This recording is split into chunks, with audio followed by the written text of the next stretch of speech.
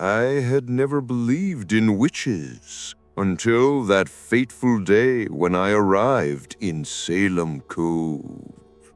My uncle Ezekiel had left me an inheritance in this God-forsaken place in Massachusetts, an 18th century manor surrounded by ancient oaks whose roots ran deep into cursed earth.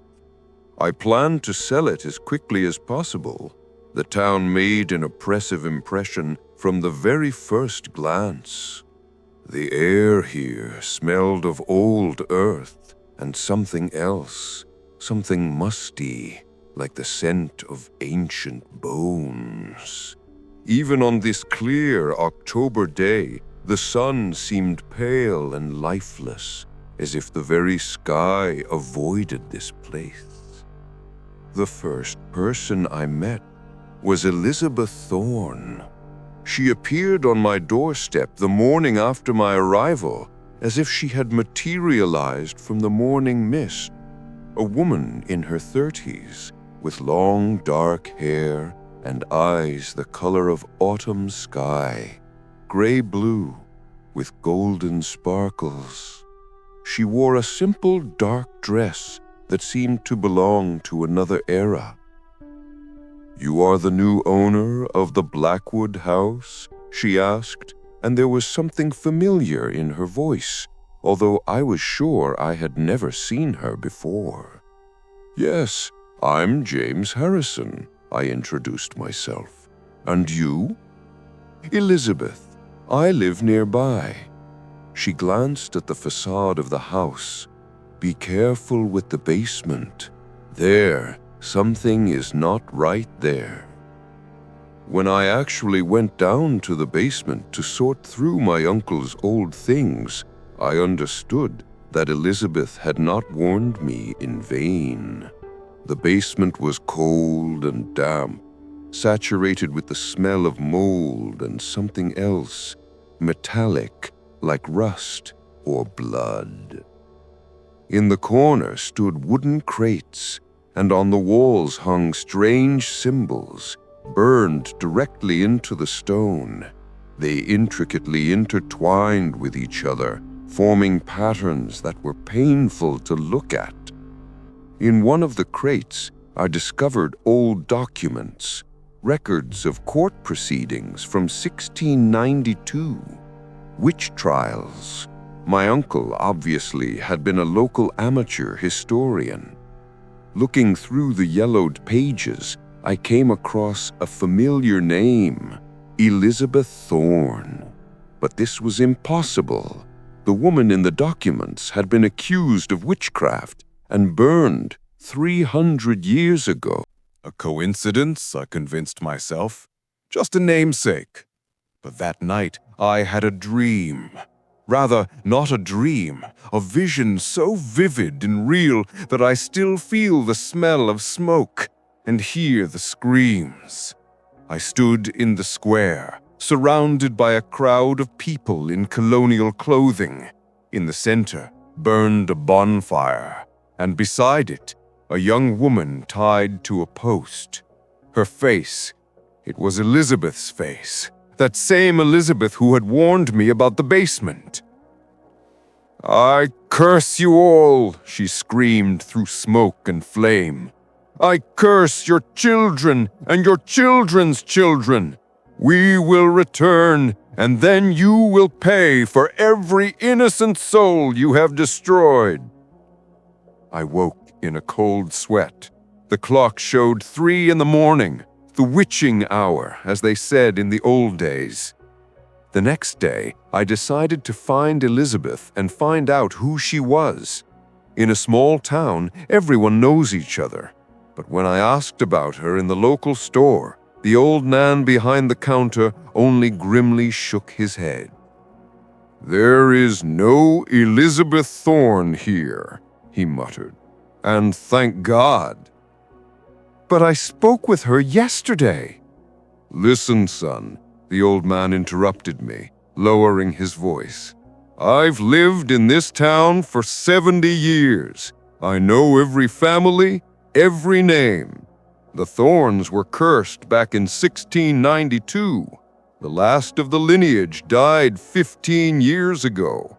So whoever introduced themselves to you by that name, it's not human." Chills ran down my spine. I wanted not to believe the old man, but something in his gaze told me he wasn't joking. That night, I decided to stay on guard. I locked myself in the house, drew the curtains, and sat by the window with a cup of coffee. If Elizabeth was a ghost or something else, she would definitely appear. And she appeared. Exactly at midnight, I saw a silhouette among the trees. She moved, not like an ordinary person. Her feet seemed not to touch the ground, and her body swayed like smoke. But when she came closer to the house, she looked completely ordinary. Elizabeth approached the front door and knocked. 3 slow, measured knocks. I did not open. I sat, holding my breath, and watched through the crack in the curtains. "Elizabeth!" she called. Her voice was quiet, but I heard every word as if she stood right beside me. "James, I know you're home. We need to talk." My heart beat so loudly that it seemed audible throughout the neighborhood. "You are in danger," she continued. "They know you are here. They are coming. Open the door before it's too late." Several minutes I hesitated. Reason said it was madness, but something in her voice, there was such sincerity, such pain, that finally I rose and headed for the door. When I opened it, Elizabeth stood on the threshold, and up close she looked completely alive, warm, human. "Thank you," she whispered, crossing the threshold. "We have little time." "Who are you?" I asked directly. "And what is happening in this town?" She passed into the living room and sat by the fireplace. In the light of the embers, her face seemed simultaneously young and ancient. "You read the documents in the basement?" she asked. I nodded. "Then you know my name. Yes, I am that same Elizabeth Thorn who was burned 300 years ago. But I am not the only one who has returned." The air in the room became colder. I noticed that my breath turned to vapor. In 1692, 20 people were executed in Salem and surrounding towns. Most were innocent, but some truly possessed power. And before death, we made a pact. "What pact?" I asked. "A pact with that which is older than human fear. We swore to return and take revenge on the descendants of our tormentors. In exchange for this, we gave our souls." Suddenly, all the windows in the house flew open at once. Icy wind burst in, bringing with it the smell of decay and smoke. Somewhere in the darkness, voices could be heard, women's voices singing in an unknown language. "They are here," Elizabeth whispered. "My sisters, they smell your blood." I rushed to the window. In the moonlight between the trees, figures moved. Women in rags with faces disfigured by fire. Their eyes glowed with red light, and from their fingers protruded claws the length of daggers. "What should I do?" I asked, trying not to give in to panic. "There is a way to break the pact," Elizabeth said, approaching me. "But it requires a sacrifice." The singing outside grew louder. Something scratched along the walls of the house, long, measured movements. "What should I do?" "Someone must voluntarily take our place, accept the curse upon themselves. Then we can find peace and the witches will disappear." At that moment, I understood what I had to do.